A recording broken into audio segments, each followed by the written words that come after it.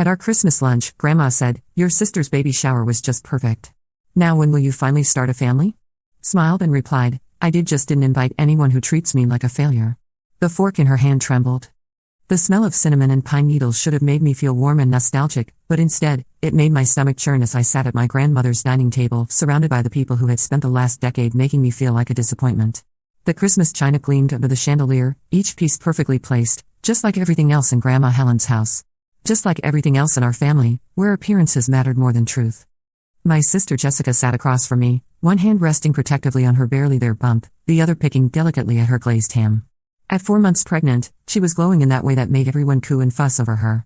Mom sat to her right, beaming with pride every time she looked at Jessica's stomach. Dad carved the turkey with the same methodical precision he used for everything else in his life. And there was Grandma Helen, the matriarch of our little dysfunction, holding court at the head of the table. "Sarah, dear, you've barely touched your food," Grandma Helen said, her voice carrying that particular tone that meant criticism was coming. "You're getting so thin. No wonder you can't find a nice man to settle down with." I forced a smile and took a bite of mashed potatoes. "I'm fine, Grandma. Just not that hungry."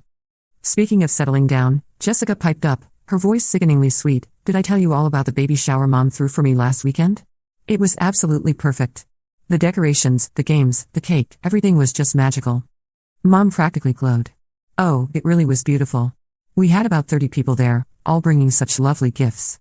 The nursery is going to be absolutely stunning." I kept my expression neutral, even though the word stung. I hadn't been invited to Jessica's baby shower. Not that I was surprised, I'd been systematically excluded from family events for years now, ever since I'd chosen a different path than what they'd mapped out for me. "The photos are gorgeous," Dad added, pulling out his phone. "Here, Sarah, let me show you." I dutifully looked at the pictures, making appropriate sounds of admiration while my heart twisted. There was Mom, radiant as she helped Jessica open presents. There was Jessica, surrounded by friends and family, laughing at some joke. There were all my cousins, aunts, and family friends I'd grown up with, all celebrating my sister's joy. I'd only found out about the shower through my cousin Lisa's Instagram story the day after it happened, a casual post of her and Jessica laughing over baby gifts that felt like a punch to the gut. And there was the empty space where I should have been. "It's beautiful," I said, handing the phone back. "Looks like everyone had a wonderful time." "Oh, they did," Jessica said, her hand moving to her belly again. "Everyone was so excited about the baby. Aunt Margaret said it's about time someone in our generation started contributing to the family legacy." The dig was subtle but clear. At 32, I was the family failure, unmarried, childless, living in a small apartment in the city while working as a freelance graphic designer. I wasn't a lawyer like Jessica, wasn't married to a successful businessman like Jessica, and clearly wasn't contributing to the precious family legacy like Jessica. "Speaking of family legacy," Grandma Helen said, setting down her wine glass with a decisive clink, "your sister's baby shower was just perfect. Now when will you finally start a family?" The question hung in the air like a sword waiting to drop. This was the moment I'd been dreading, the annual Christmas inquisition about my life choices. Usually, I deflected with jokes or changed the subject, but something about the way they'd all been talking about Jessica's shower, the way they deliberately excluded me and then rubbed it in my face, made something snap inside me. I smiled, the kind of smile I'd perfected over years of dealing with difficult clients and passive-aggressive family members. "I did start a family, Grandma.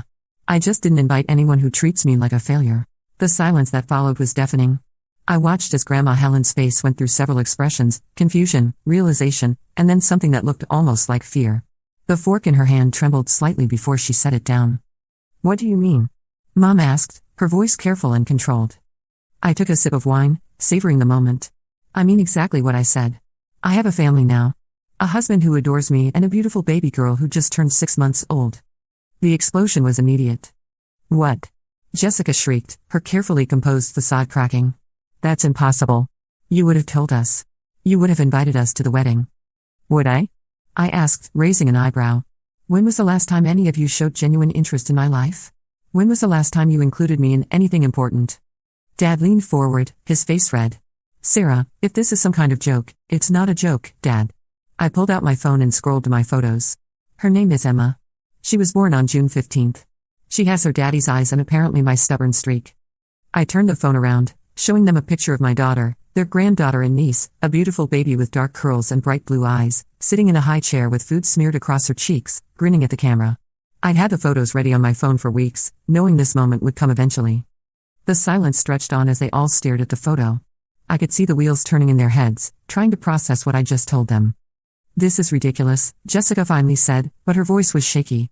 You can't just have a secret baby and not tell your family. Can't I? I asked. You had a secret baby shower and didn't tell me. Seems like we're even. That's completely different, Mom snapped. You're being unreasonable. Am I? I swiped to another photo, this one of me in a wedding dress, standing next to a tall, dark-haired man with kind eyes and a warm smile. This is my husband, Michael. We got married 16 months ago. It was a beautiful ceremony. Small, intimate, just the people who actually care about us. Grandma Helen's hand was visibly shaking now. Sarah, how could you not tell us? How could you keep something like this from your family? The hurt in her voice might have moved me once, but not anymore. Not after years of being made to feel like I wasn't good enough, like I was the family disappointment. The same way you kept Jessica's baby shower from me, I said calmly. The same way you've kept me out of family decisions and celebrations for years. The same way you all talk about me like I'm some kind of cautionary tale when you think I'm not listening. We never, Dad started to protest, but I cut him off. Yes, you did. You all did. Every holiday, every family gathering, it's the same thing. When is Sarah going to get married? When is Sarah going to have babies? When is Sarah going to get a real job? When is Sarah going to stop being such a disappointment? I stood up from the table, my hands surprisingly steady. Well, congratulations. I did all of those things. I found love, I got married, I had a baby, and I built a successful business. I just did it without you. Jessica was crying now, tears streaming down her face. But we're family. You should have told us. Family? I laughed, and it sounded bitter even to my own ears. When have you ever treated me like family, Jessica? When have any of you made me feel like I belonged here? I swiped to another photo on my phone, this one from Emma's christening. Michael and I were standing at the altar with our daughter, surrounded by his family, my college friends, and the people I'd chosen to be my real family. This is Emma's christening, I said, showing them the picture. It was beautiful. Michael's parents were so excited to have their first grandchild. My friends threw me the most amazing baby shower, they decorated my apartment with handmade decorations and brought thoughtful gifts they'd saved up for. People who actually cared about me celebrated the biggest moments of my life. Mom was crying now too. Sarah, please. We do care about you. We love you. Do you? I asked. Because love isn't just words, Mom. It's actions. It's inclusion. It's showing up for someone even when they don't fit into your perfect picture of what they should be. I put my phone away and picked up my purse. I need to get home. My family is waiting for me. Your family is here. Grandma Helen said desperately. No, I said, walking toward the door. My family is a man who tells me I'm beautiful when I'm covered in baby spit up and haven't showered in 2 days. My family is a little girl who lights up when she sees me walk into a room. My family is people who celebrate my successes instead of questioning my choices. I paused at the doorway, looking back at the 4 people who had shaped so much of my life, and so much of my pain. For what it's worth, I said, I would have loved to share these moments with you. I dreamed about calling Mom when I found out I was pregnant. I imagined Dad walking me down the aisle. I pictured Grandma Helen holding Emma for the first time. But you all made it very clear that I wasn't good enough as I was, so I found people who thought I was perfect exactly as I am. The drive home was a blur of tears and Christmas lights.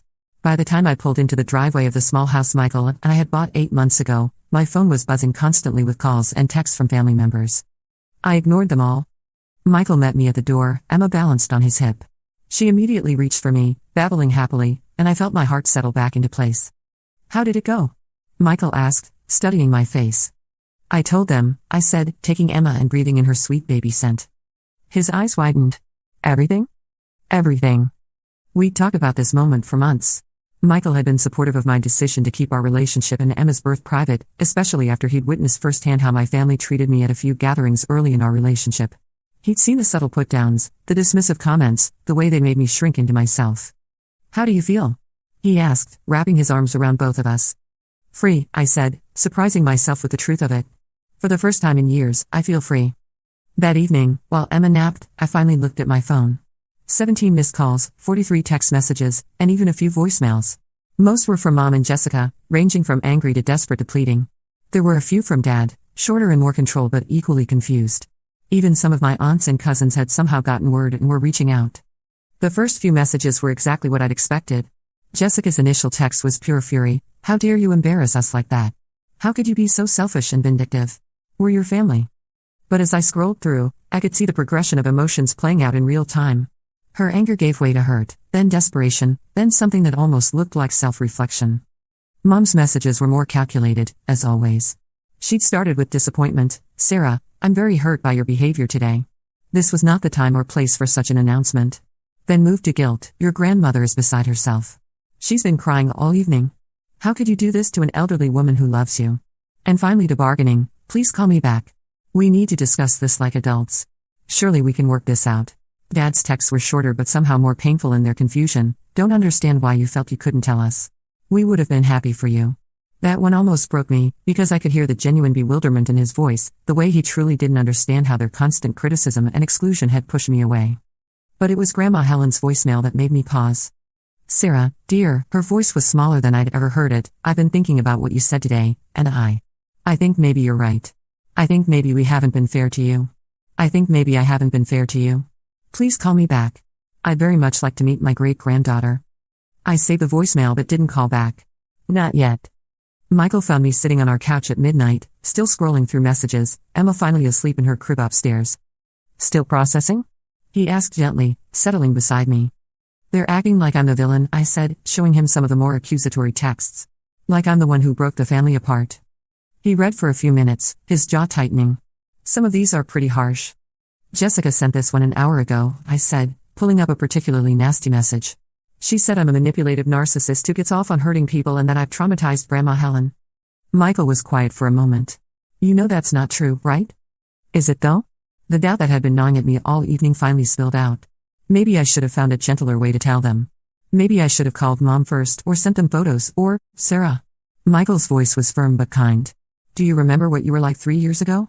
Before we met. I did remember. I'd been anxious all the time, constantly second-guessing myself, apologizing for taking up space. I'd been so used to walking on eggshells around my family that I'd started doing it with everyone. You were so worried about disappointing people that you'd disappoint yourself instead, he continued. You'd say yes to family gatherings that made you miserable, relationships that weren't good for you, job opportunities that didn't pay what you were worth, all because you were afraid of conflict. He was right. I'd spent most of my 20s trying to be the person my family wanted me to be, and it had nearly destroyed my sense of self. What you did today wasn't cruel, Michael said. It was honest. Maybe brutally honest, but sometimes that's what it takes to break through years of dysfunction. I curled up against him, feeling some of the tension leave my body. I keep thinking about that look on Grandma Helen's face when I showed them Emma's picture. She looked devastated. She should be devastated, he said. She missed the birth of her great-granddaughter because she made her granddaughter feel like she wasn't good enough to include in family celebrations. That's devastating.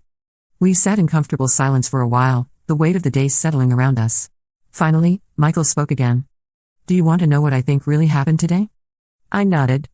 I think your family has been living in a fantasy where their behavior toward you was normal, where their criticism was helpful, where excluding you from things was somehow justified. Today, you held up a mirror and showed them the reality of what they'd been doing.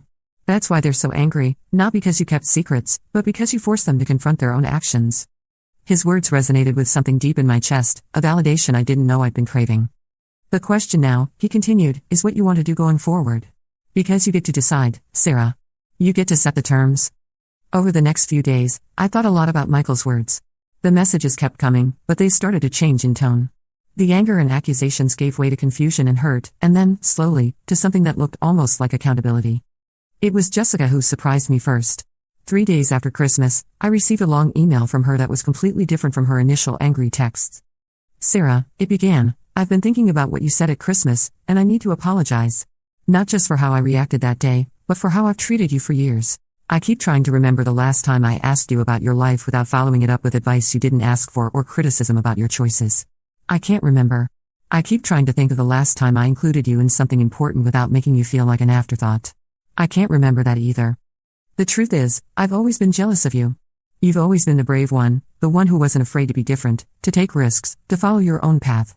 I chose the safe route, law school, the right husband, the right neighborhood, the right timeline for everything. And instead of admiring your courage, I think I resented it. It was easier to criticize your choices than to examine my own. I'm not excusing my behavior, there's no excuse for making you feel unwelcome at family gatherings or for excluding you from my baby shower. I think I told myself I was protecting you from judgment, but really I was protecting myself from having to defend you to people whose opinions shouldn't matter anyway. I would understand if you don't want to have a relationship with me going forward. I would understand if you never want Emma to know her aunt. But if you're willing to give me a chance to do better, I promise I'll try. I want to be the sister you deserve, not the sister I've been. I read the email 3 times, tears streaming down my face by the end. It wasn't perfect, there were still traces of self-pity and deflection, but it was honest in a way Jessica had never been with me before. Mom's attempt at reconciliation came in the form of a surprise visit. I was folding Emma's laundry when the doorbell rang, and there she was, standing on my doorstep with red eyes and a carefully wrapped gift. "I brought something for Emma," she said quietly. "May I come in?" I hesitated, then stepped aside. She followed me into the living room, where Emma was having tummy time on her playmat. Mom's breath caught when she saw her granddaughter in person for the first time. "Oh, Sarah. She's perfect." Emma, ever the social butterfly, immediately rolled over and gave Mom one of her heart-melting smiles. Mom knelt down beside the playmat, and Emma reached out to grab her finger. "Hello, beautiful girl," Mom whispered. "I'm your grandmother. I'm so sorry I missed meeting you when you were born." We sat on the floor together, watching Emma play, the silence stretching between us. Finally, Mom spoke. "I brought photo albums," she said, pulling out several thick books from her bag. "Every picture I have of you growing up. I thought maybe you'd like to share them with Emma someday. Show her what her mama was like as a little girl." I opened one of the albums, and there I was at Emma's age, same dark curls, same bright eyes, same mischievous grin. "You were such a happy baby," Mom said softly. "Always smiling, always curious about everything. You started walking at 9 months because you were so determined to explore the world." She turned the page, and there were pictures of my first birthday party, a backyard celebration with a homemade cake and decorations that looked suspiciously similar to the party I'd thrown for Emma. "I made that cake from scratch," Mom continued. "It took me 3 tries to get the frosting right, but you were so excited about the pink roses I'd piped around the edges." We flipped through years of memories, birthday parties, Christmas mornings, first days of school, dance recitals, art projects proudly displayed on the refrigerator. In every photo, I looked loved and celebrated. "When did it change?" I asked quietly. "When did you stop seeing me as someone worth celebrating?" Mom was quiet for so long I thought she might not answer. When she finally spoke, her voice was thick with tears. "I think it was when you graduated college and didn't immediately follow the path we'd expected. Jessica went straight to law school, got engaged to Tom, started checking off all the boxes we thought defined success. And you? You moved to the city, started freelancing, dated people we didn't understand, made choices that scared us." She wiped her eyes with a tissue from her purse. "Instead of trusting that we'd raised you to make good decisions, we panicked. We thought if we kept pushing, kept criticizing, kept pointing out what you weren't doing, somehow we could steer you back to what we thought was the right path."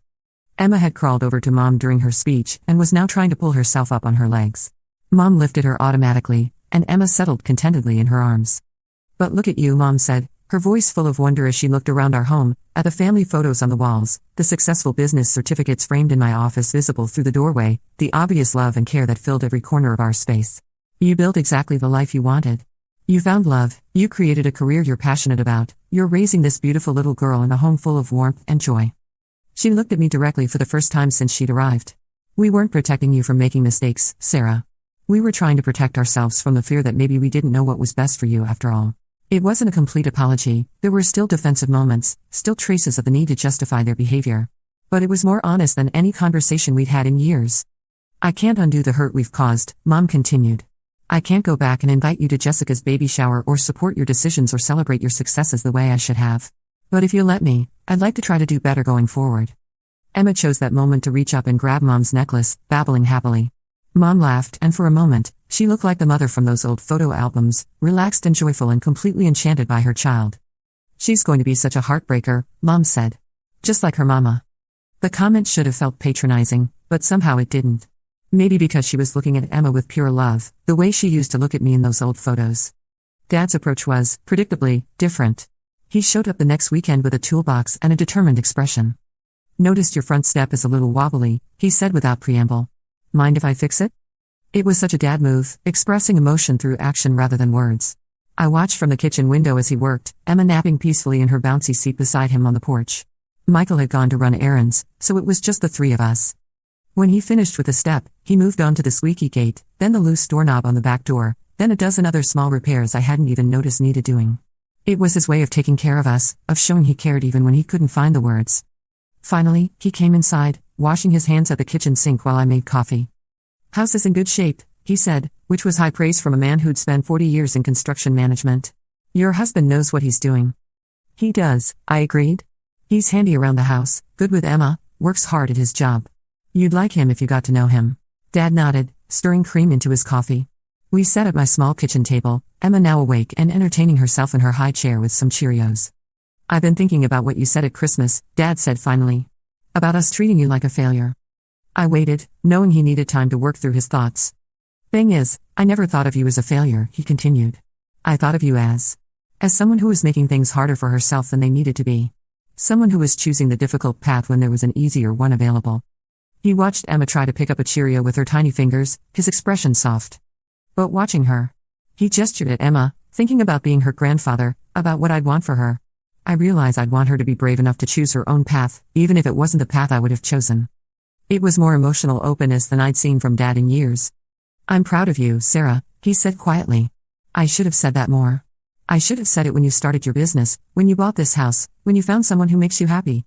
I'm saying it now, even though it's probably too late. It's not too late, I said, surprised by how much his words meant to me.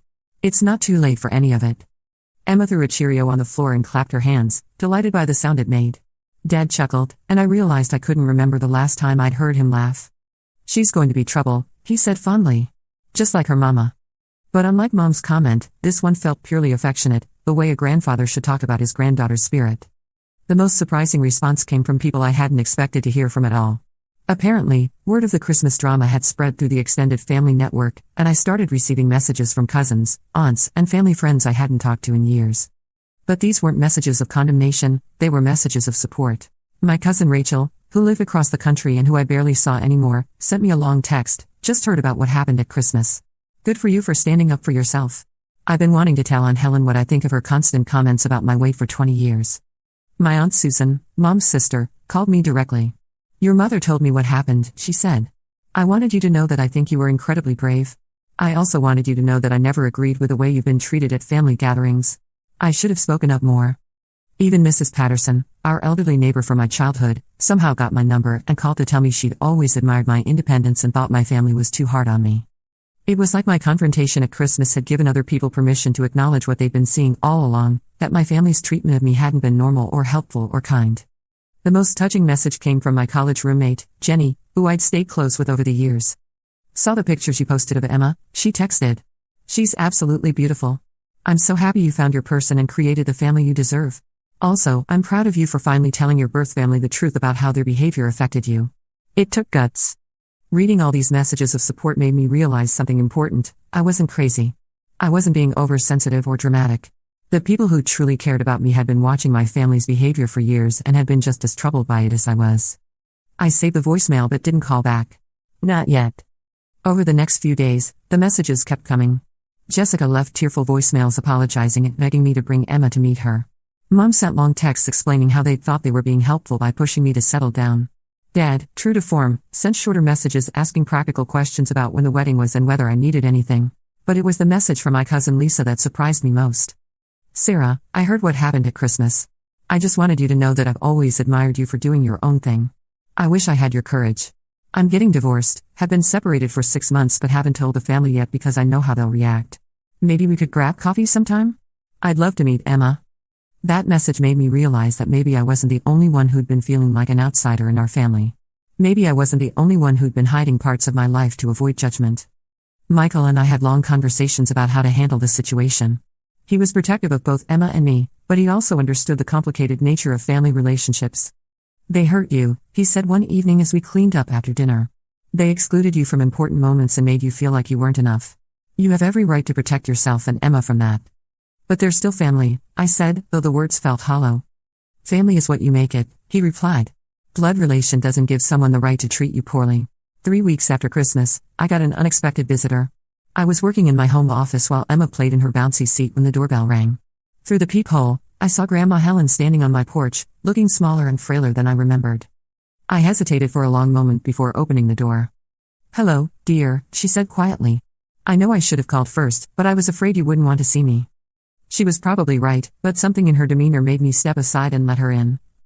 Emma immediately started babbling when she saw the new person, and I watched Grandma Helen's face transform as she laid eyes on her great-granddaughter for the first time. Oh my, she whispered, her eyes filling with tears. She's beautiful, Sarah. She looks just like you did at that age. We sat in my living room, the air thick with unspoken words. Emma, oblivious to the tension, entertained herself with her toys while occasionally flashing her gummy smile at this new person. I've been doing a lot of thinking since Christmas, Grandma Helen finally said. About the things you said, about the way we've treated you. I think you were right.